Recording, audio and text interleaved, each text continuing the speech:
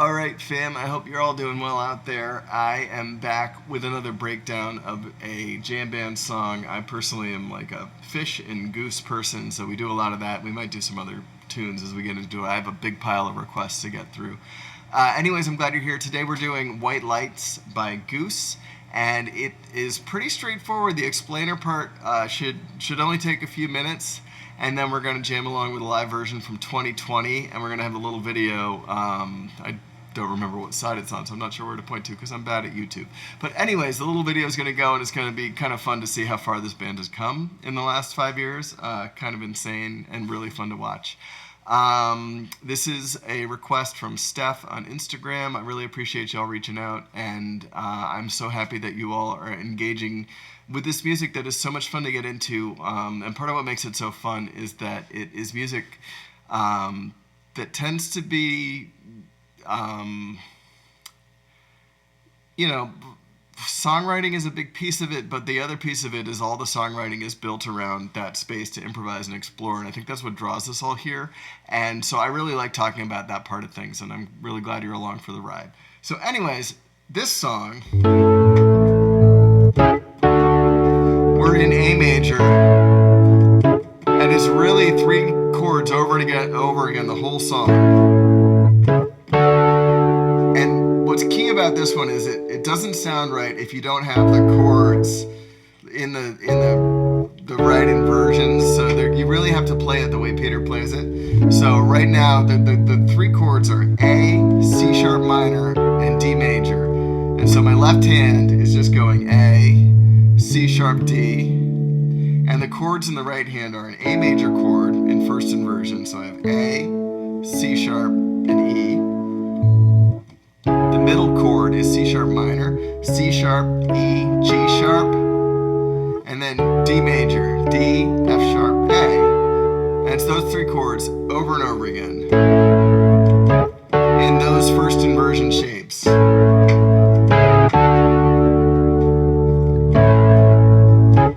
that's under the verse, that's under the chorus, that's the whole ball game. And then there's a turnaround that comes out of the chorus and it comes up at the end of the song, and it's using the chords A and D, but with a chromatic sort of run through them, and it sounds like this. And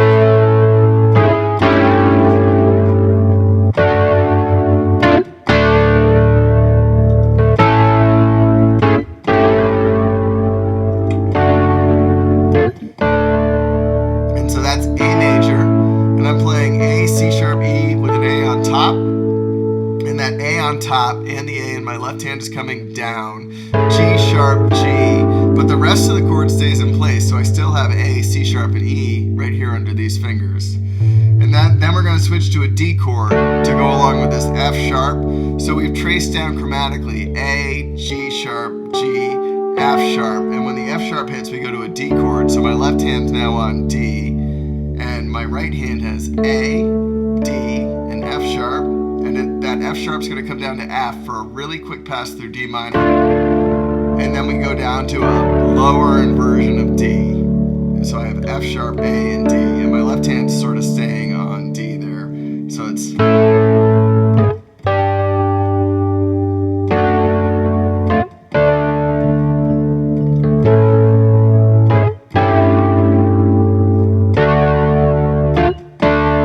So your left hand, you might have noticed, sometimes I'm tracing the pattern and I'm not jumping to the D with my left hand, I'm tracing down F sharp, F, D. You can kind of play around with that and see what works for you. Those are the only two components in the song, and we're going to talk about them on the playthrough as to when they come up.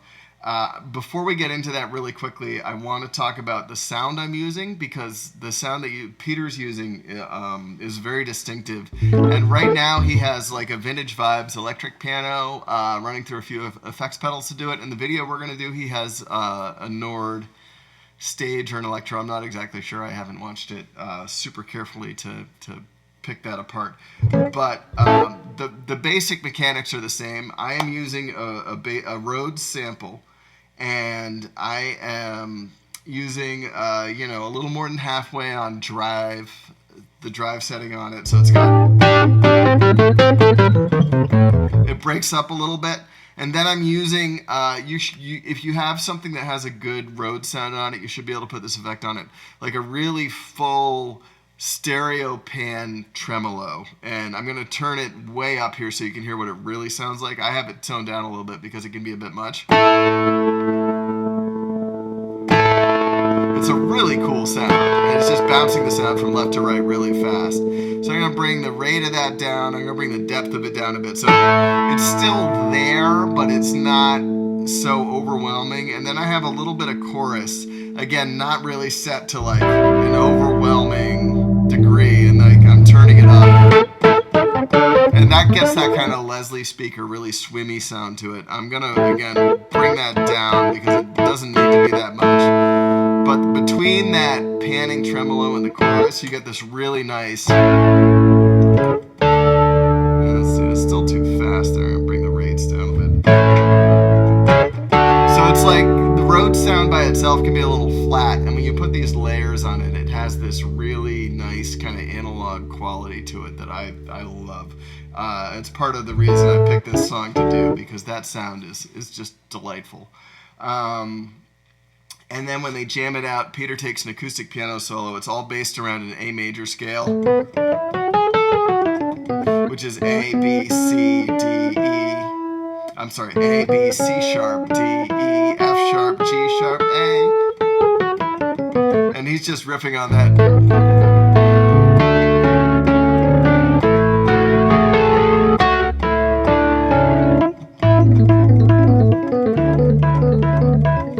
You know, and then it jumps into the guitar solo, and Rick goes around in that major mode for a while, and then he shifts it minor, which means that the scale you would be using is A, B, C, E. A, B, C, D, E, F sharp, G, and A. So you hear how you can make that funky by taking it minor.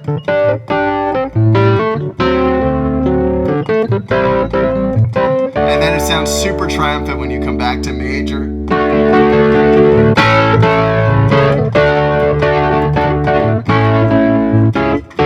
So we're going to talk about that in the context of the solo, but it's a really common jam band thing to do. It's really delightful, and we'll get into that. So shifting between major and minor modes is okay. You're allowed to do it. Sometimes it sounds really good. So we're going to play along with a version of White Lights just to get into the song a little bit more. Alright, so we are going to play along with a version of White Lights from September 16th, 2020 in Morris, Connecticut. If you remember, this was peak COVID times, and they were out doing drive-through tours and stuff like that. It's pretty cool. It was a big boost to them, and good on them for doing it. So now we have those chords we talked about, that A major, C sharp minor, and to D major, over and over again. When I hit up your phone, do you ever think about how I'm still sleeping alone? Do you know me? I sat behind you in Spanish. Do you ever think about how? And you hear Peter accenting that sometimes just the A and the D with his right hand. This is like a little extra accent. That synth note is going E, G sharp, A. Listen to that.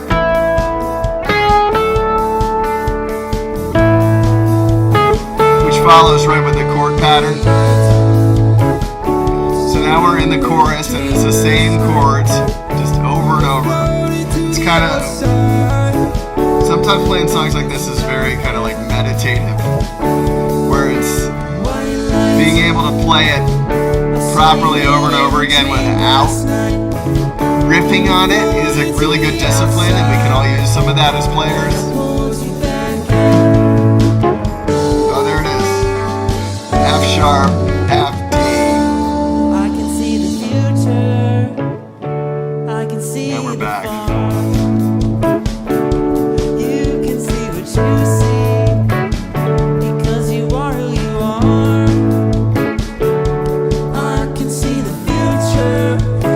I apologize I don't have that camera that showed my hands really well.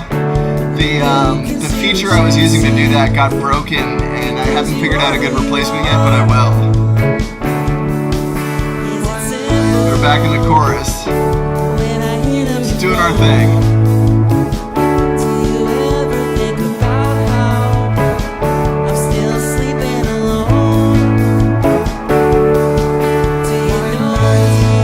The interlocking vocal parts too, it's just great stuff.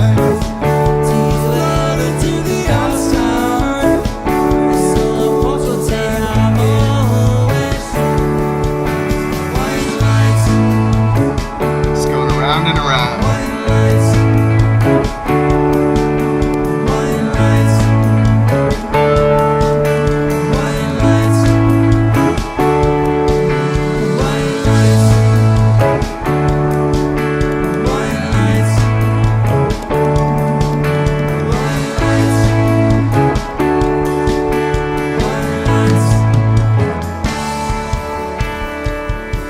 Switch to acoustic piano, and we're in that major scale.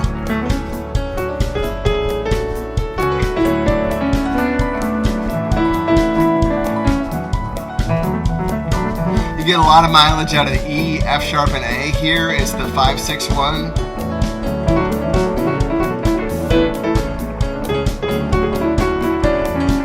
If you know it's that A major scale, you can get into it, start trying things out, see what works for you, develop your vocabulary jamming. It takes time.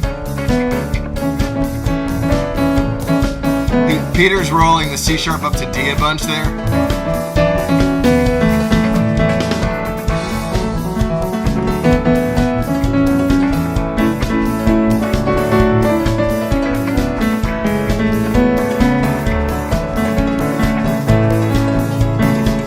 All over the same chord progression of A, C sharp up to D.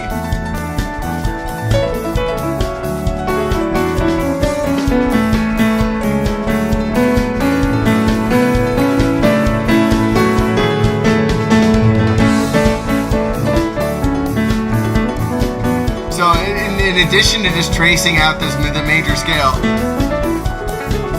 you can grab chunks of it. And that's really like a nice way to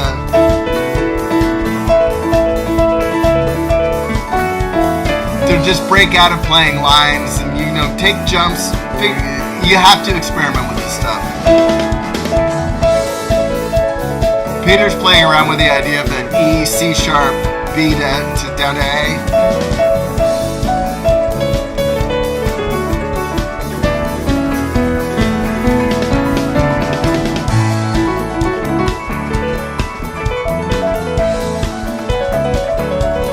B, C sharp up to E is one of those like guitarist riffs.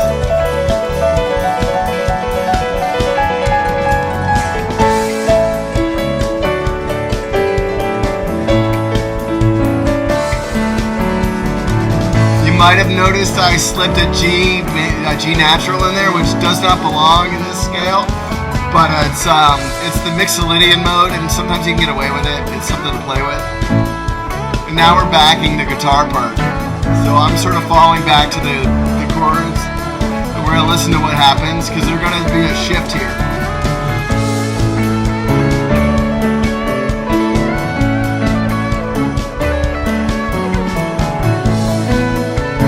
We're still in that A major, really.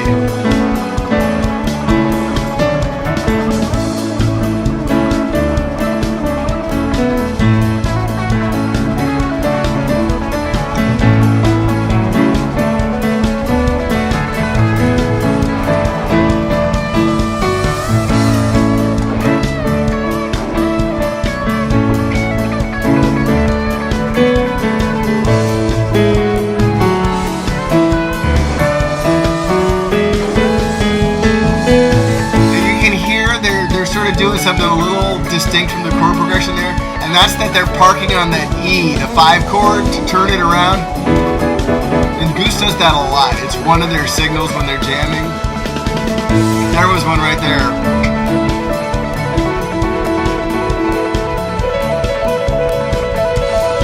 It's guitarist stuff.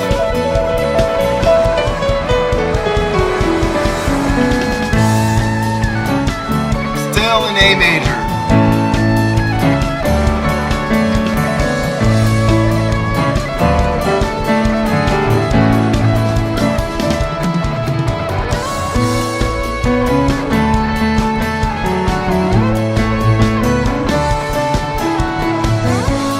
You'll find if you're lucky enough to improvise a lot with a group, you'll develop your vocabulary of those kind of cues where that E major, and you can hear Rick now, you can hear him changing it up. He's going minor, which is that scale I talked about with the C natural and the G natural.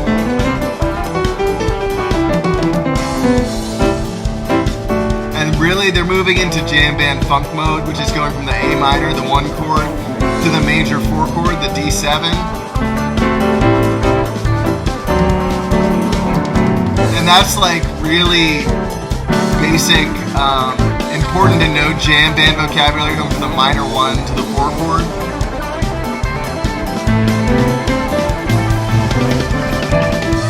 And they have this thing that they've latched onto that's built on the minor scale.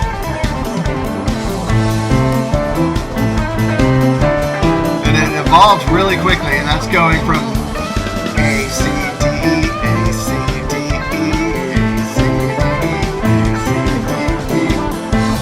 that's still built around that A minor to D stuff I was talking about.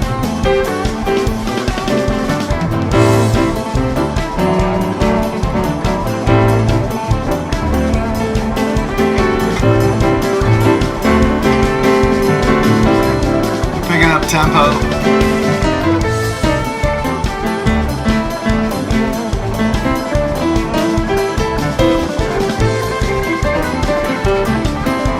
When you're in a minor key like this, if you're going to riff and take solos, use that A minor pentatonic. That's what guitarists use. Skate on that all day. A, C, D, E, G. Those 5 notes. And throw in an E flat for good measure.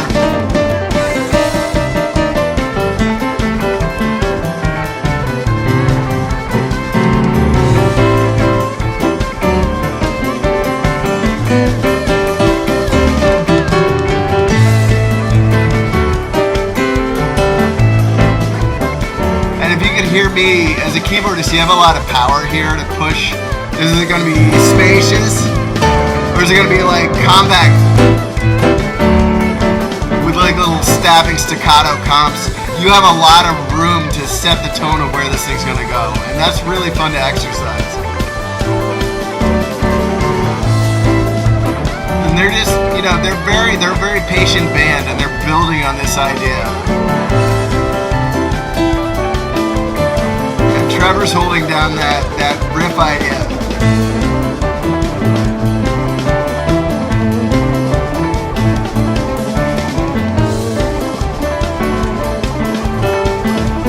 And I'm just skating by on that A minor, mostly based on the pentatonic ideas.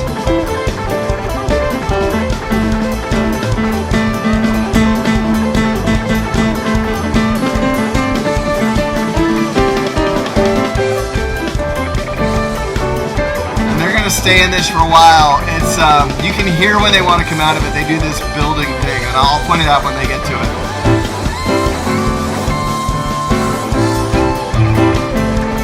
It's the way Rick plays guitar. It's that rubber banding thing. He's stretching, and eventually it snaps back to where it was before.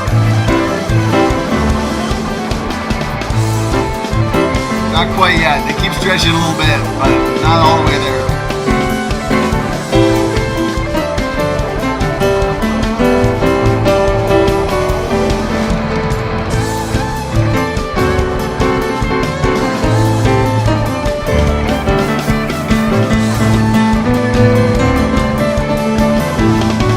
Keyboardists climb when you're building tension. Move from left to right.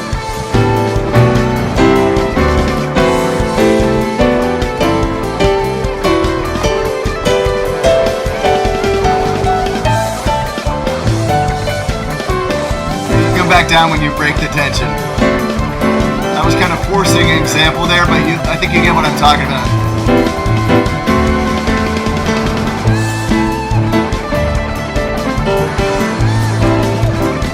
You hear them, they're just pushing it a little further every time they come around. It's like an 8-bar sequence.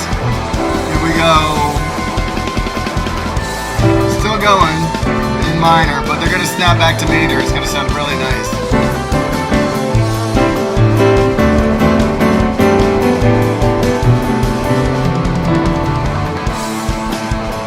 Here, they're getting ready. They've sort of suspended. Really over kind of that E chord idea. When they come back, it's gonna be A major. There we go. That's that turnaround of A, G sharp, G, F sharp, F, D. Same again.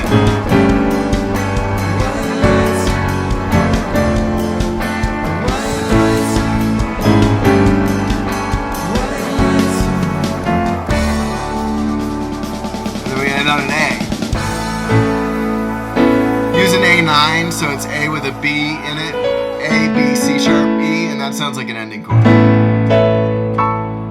And that's about all there is to it. It's a fun song. It's not crazy complicated, so I hope a lot of y'all out there can pick it up.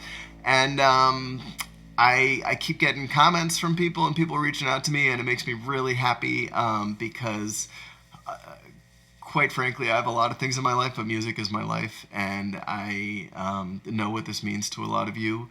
And so I'm really happy to be able to help people on this journey. And I have a lot of people who have helped me and who continue to help me.